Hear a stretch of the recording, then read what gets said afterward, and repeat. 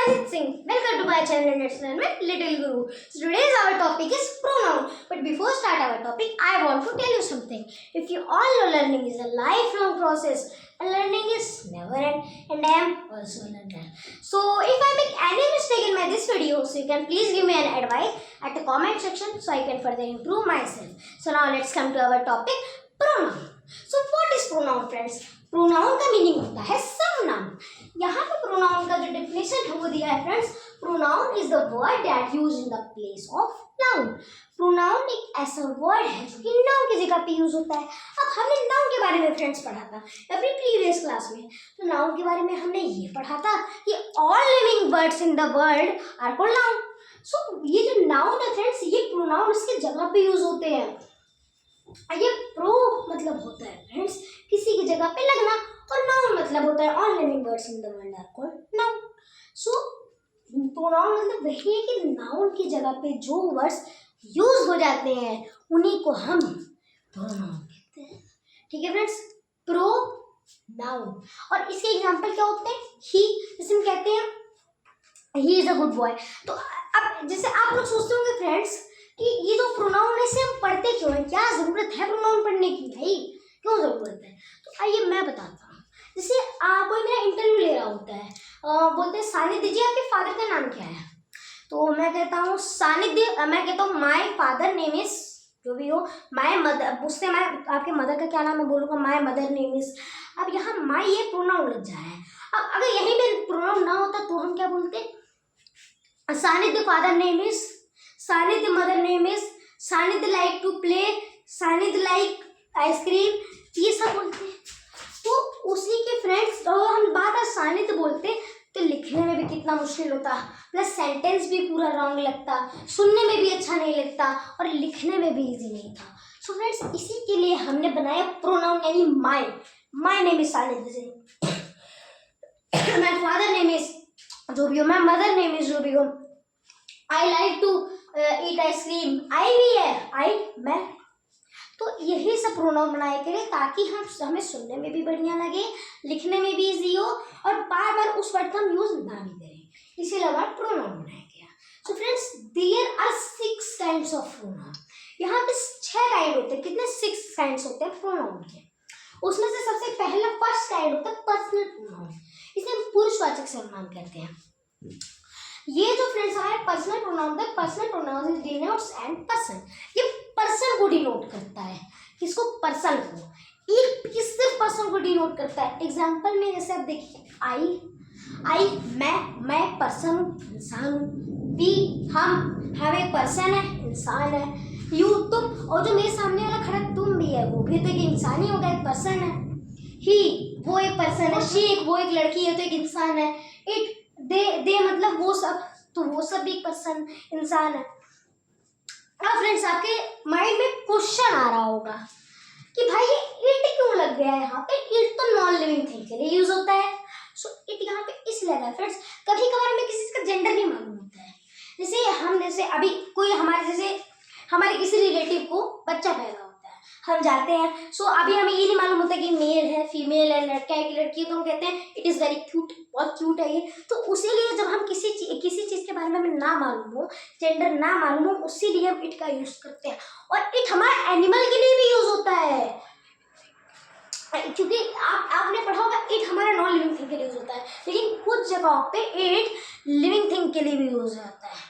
जैसे एग्जाम्पल में animal, it is very dangerous, lion इतना डेंजरस होता है, तो ऐसे हम उसको अगर हमें लॉयन में प्रोनाउन लगाना तो कहेंगे लॉयन इज वेरी डेंजरस, है ना फ्रेंड्स?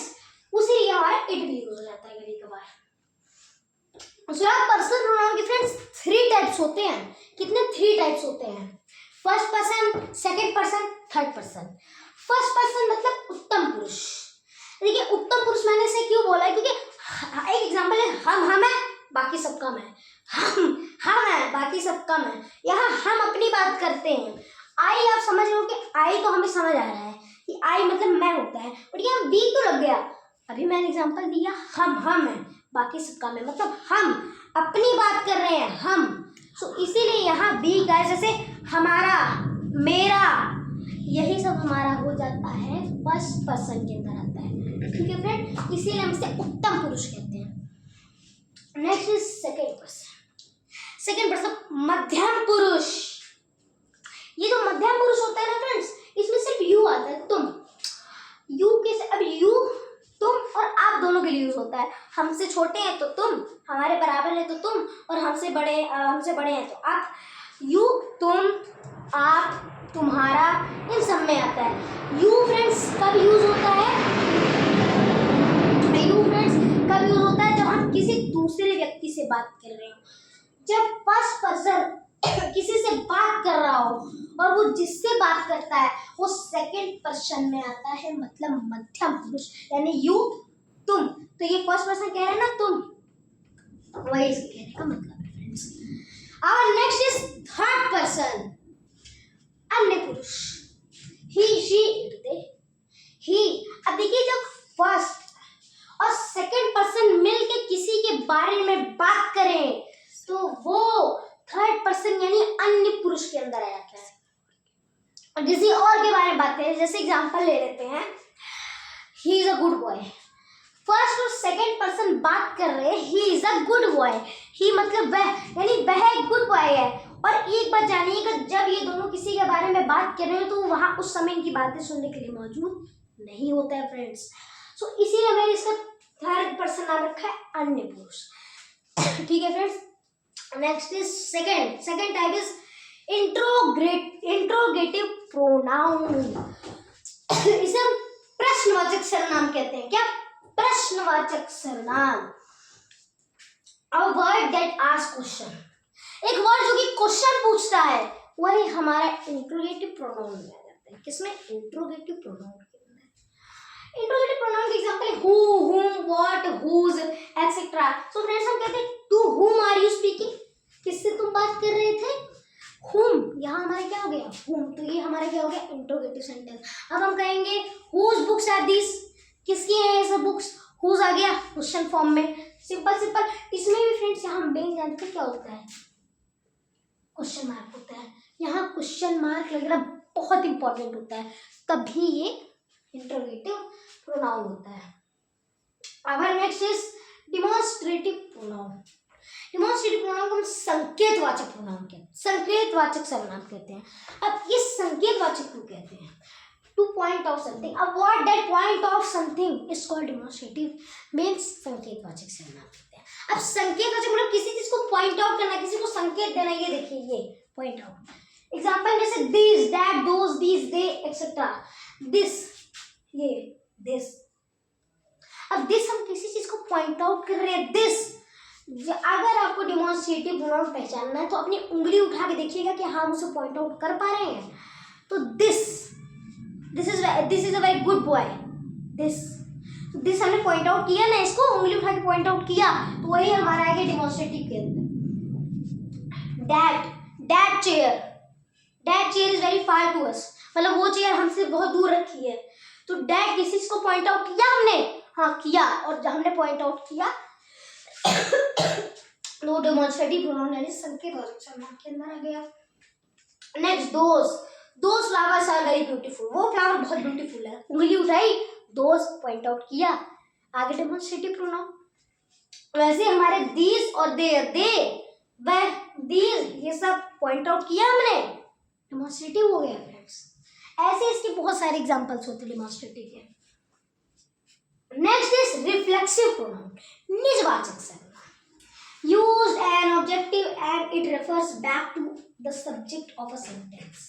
इसमें फ्रेंड्स क्या होता है? निजवाचक ना खुद का बोलते हैं, खुद के बारे में बात करते हैं, खुद का। जैसे I do my work myself, मैंने मेरा काम खुद से किया। खुद से आ गया ना कि अपना काम खुद से किया मैंने। वैसे ही himself, उसने अपना काम खुद से किया, हिमसेल्फ अपने आप से किया। उसने हर सेल्फ, उसमें भी उसने अपना काम खुद से किया। जहाँ खुद से वर्ड अपने बारे में बात आ जाए या खुद से के बारे में बात आ जाए, वहाँ सिंपल रिफ्लेक्सिव प्रोनाउन आ जाता है। अब ये themselves और ourselves क्या है? अब ये तो सोचने की बात है फ्रेंड्स कि themselves और ourselves क्या है। देखिए यहाँ अभी मैं एक अकेला पर्सन यानी एक सिंगुलर पर्सन हूँ, नेक्स्ट है हिमसेल्फ, हिम यानी वो एक अकेला है। जहाँ सिंगुलर पर्सन की बात आ जाए, इसको सिंगुलर हो, वहाँ हम सेल्फ का यूज कर देते हैं। लेकिन जहाँ पे अगर प्लूरल की बात आ जाए, देम एक प्लूरल वर्ड है ना, देम एक प्लूरल वर्ड है, तो वहाँ सेल्स लग गया।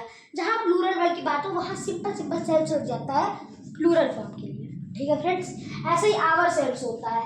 आवर हम प्लूरल वर्ड है ना, तो उसके लिए सेल्स लग गया। जैसे और हमारा, वैसे इसके लिए सेल्स लग गया क्योंकि प्लूरल है, एक से ज्यादा है, एक से ज्यादा, दो से ज्यादा, तीन चार पांच है, कितना भी हो। नेक्स्ट रिलेटिव होगा, संबंधवाचक सर्वनाम। नाम से पता चले रिलेटिव, रिश्ता, संबंध जोड़ रहा है, संबंधवाचक सर्वनाम। देखिए use to connect clause of phrase, ये क्लॉज ऑफ फ्रेज को कनेक्ट करने के काम होता है। अब यहाँ पे क्या दिया, हु, whom, that, which। अब यहाँ देखिए फ्रेंड्स, ये सब जो है ये आप सोच रहे होंगे कि ये तो इंट्रोगेटिव में भी आते हैं, लेकिन यहाँ इनका मीनिंग इंट्रोगेटिव में नहीं है। वो कैसे, एक एग्जांपल के साथ देखते हैं। The girl who saved the little boy was appreciated by everyone। एक गर्ल जिसने लिटिल बॉय को बचाया, उसे बहुत अप्रिशिएट यानी तारीफ, अप्रिशिएटेड मतलब तारीफ करना, तारीफें मिली। अब यहाँ फ्रेंड्स जो ये दोनों सेंटेंस को जोड़ने का जो काम कर रहे हैं वो कौन कर रहा है, कनेक्ट करने का काम कौन कर रहा है, हु कर रहा है। कौन कर रहा है, हु कर रहा है। यानी द गर्ल और इसने जिस लड़की को बचाया और तारीफें पाई, इन दोनों अलग अलग सेंटेंसेस को जोड़ने का काम हमारा हु कर रहा है। कौन, हु कर रहा है। ठीक है फ्रेंड्स, अब एक और जैसे ले लेते हैं, जैसे एग्जांपल ले लेते हैं, जैसे कहते हैं a shirt that I bought yesterday was stand.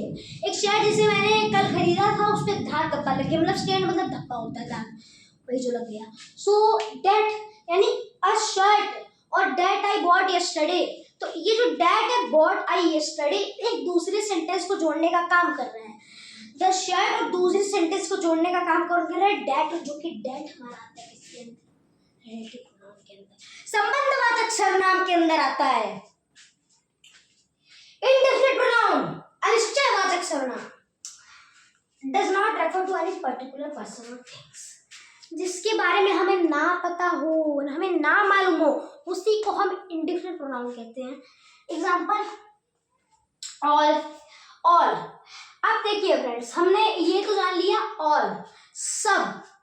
अब उस सब के अंदर 10 लोग हैं, 20 लोग हैं, 30 लोग हैं, 40, 50, 60, 100, 1000, 10,000, 1 करोड़, जितने भी लोग हैं, हमें मालूम है, नहीं मालूम है।